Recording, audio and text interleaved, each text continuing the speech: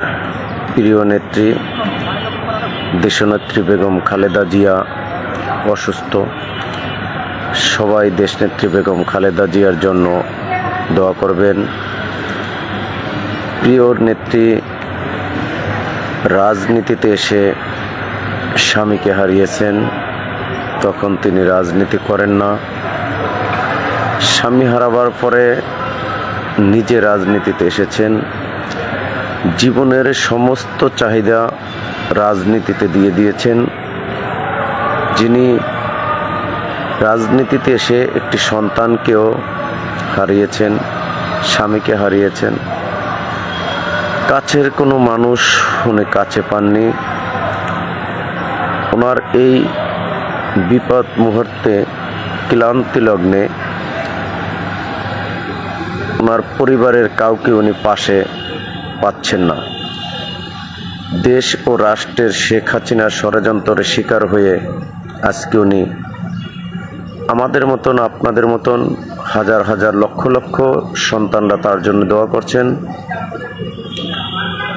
অবশ্যই সন্তান চেয়েছে মায়ের কাছে থাকতে, মাও চেয়েছে সন্তানকে পাশে থাকতে। স্বৈরাচারী হাসিনার কারণে হয়তোবা সম্ভব হয়নি।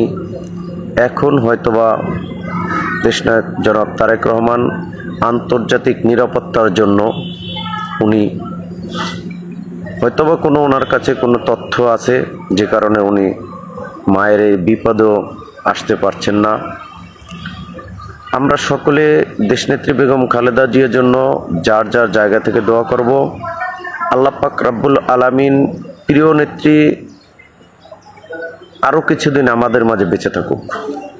আল্লাহ পাক রব্বুল আলামিন আমাদের সকলের দোয়া কবুল করে দেশনেত্রীকে আমাদের মাঝে আরও কিছুদিনের জন্য বাঁচিয়ে রাখুক।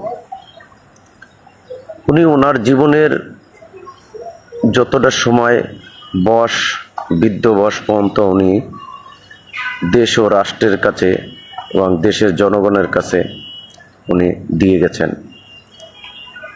আমরা কখনো দেখিনি ওনাকে হার মানতে।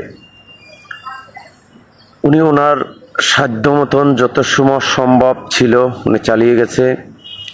ওনাকে যখন জেলে নেওয়া হয়েছে, যখন কোর্টে হাজিরা দেওয়া ছিল, আমরা যতটুকু সম্ভব ওনার সন্তান হিসাবে দিনের পর দিন ওনার পাশে ছিলাম।